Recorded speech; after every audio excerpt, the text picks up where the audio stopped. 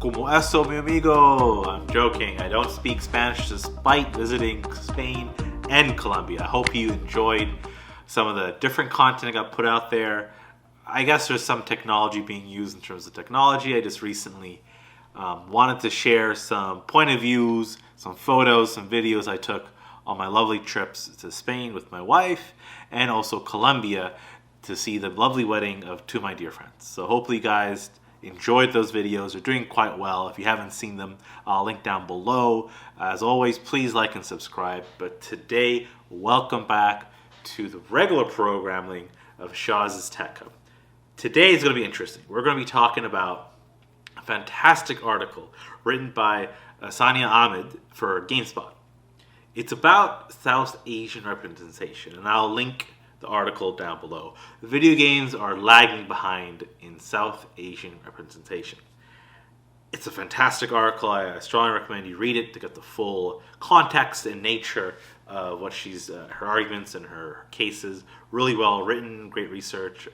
I'll just be talking more at a high level. It's a great question, a great statement rather, that Ms. Ahmed has kind of stated and went on to explain some really interesting and troubling characters in Call of Duty, in Uncharted. You know what I find fascinating is that in a world of make-believe, such as video games, there's still lack of representation from all colors, and all races, and all creeds. I understand in the real world how people might argue supply chain and labor markets and opportunities not being available. A lot of excuses out there. But what's the excuse in the video game world?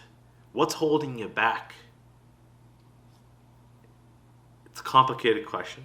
And today, we're going to unpack that a bit. Now, let's just start off with why. Why do you want to have games represent everyone? I mean, commercially speaking, you're going to sell more games. You're going to connect with more people. 2 billion South Asians out there in the world. It's a lot of people to sell games to.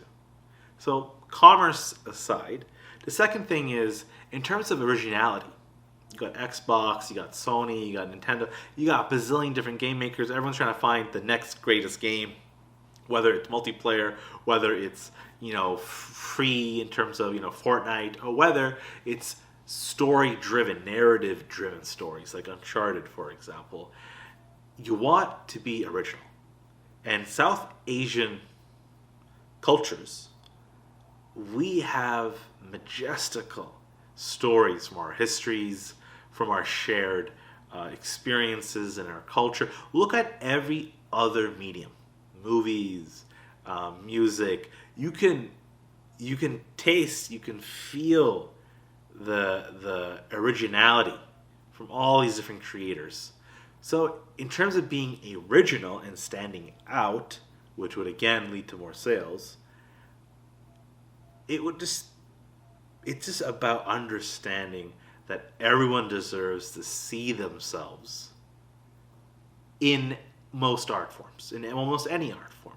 So then that's the third argument, which, fairness, which I usually don't lean on, and most people start with. I mean, fairness is subjective. I'm not going to go into that. But, let me just tell you a quick story, and maybe that might give context or increase, empathy towards why. When I was growing up playing some games with my friends and outdoors, no consoles, I think I was 6 maybe or 7, and a bunch of my friends said, hey, let's play superheroes. I'm going, Jerry's going to be Superman, Bobby's going to be Spider-Man, and I said, I can't play. Sorry guys, I can't play. I wasn't sad. I just knew for a fact that I could not play superheroes. And my friends were confused. Why do you want to play? Come on. Like, I'm brown, and superheroes are white. That's kind of depressing. Thinking about that as an adult, if I heard some random kids say that, I'll be heartbroken, right? Now, don't worry, I'm good. I grew up, I'm great, fantastic, no issues there. The friends huddled, and then we kind of landed on, okay, Shaw's can be Batman, because he's kind of dark. Which in the 90s, Batman is, I mean, Batman's always been white, but at least in the 90s, those animated cartoons, like the best one, he was a bit tanned. So I settled on Batman and joined the kids, and we're all played, and we're all happy. But the point of that is, if you don't see yourself as a hero, or if you don't see yourself at all in video games, you're limiting 2 billion people that could be inspired by video games, that could maybe grow up to become video game developers, story writers, directors, producers, coders. And that leads into my next argument in terms of why you want representation in video games, is that we need, and the article touches on this too near the end, is that, certain parents that really are focused on making their kids being doctors, engineers. Hey, great point, I understand that. And of course, if you never really feel connected to a video game, in the sense of representation, if you don't see yourself, then obviously maybe being a video game creator of any sorts just wouldn't be even seeping into your mind as an idea.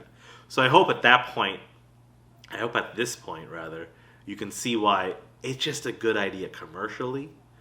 Financially, you're going to make a lot of money, you're going to make interesting stories, you're going to get a competitive advantage over the other video game developers, and you're going to tap into a whole new source of creativity by hiring people that don't look like you exactly.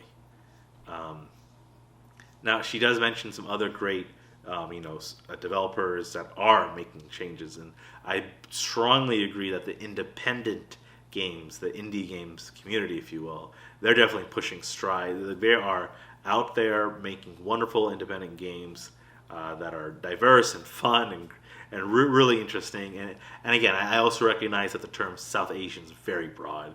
What does that mean? Let's not get caught up in semantics. It's complicated. I understand that. The message in this video is, let's bring some diversity of thought, diversity of experiences, of creative color into the imaginary world. The imaginary world of video games, where the only constraints are basically how much money you got and how much time your boss is giving you to develop those video games. So I want to let that thought, sit for a while. Let me know, my fellow viewers, what do you think? When was the last time you saw a great brown character or Indian character specifically as a main character in a big game? I can't recall it. Maybe Uncharted had one or two that were kind of sized and very problematic, to say the least, in terms of how they depict India or Pakistan. I mean, most of these countries are depicted very poorly in video games. It's like Call of Duty, as the article said, and it's like everything's blowing up and it's a war-torn place. And it's not the most subconscious, but after the 180th time you've seen a nation that's being depicted as war-torn, you're going to begin to believe, what, maybe it's always war-torn and I'm not going to go there, subconsciously at least. So I hope that this video kind of reaches a lot of people, so please like and subscribe, especially if you agree with me on the need for more diversity in video games. Share this out to all your friends. Let's get this video out there. Let's get this conversation started. And I really am grateful for Sania Ahmed for writing this article for GameSpot, and impressive for GameSpot for even posting it. Honestly, I have my skepticism.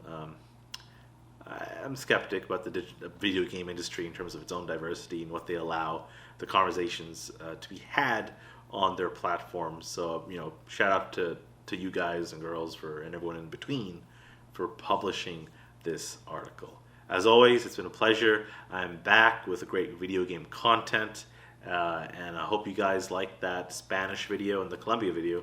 I'll link down below, and talk to you all soon. See you later.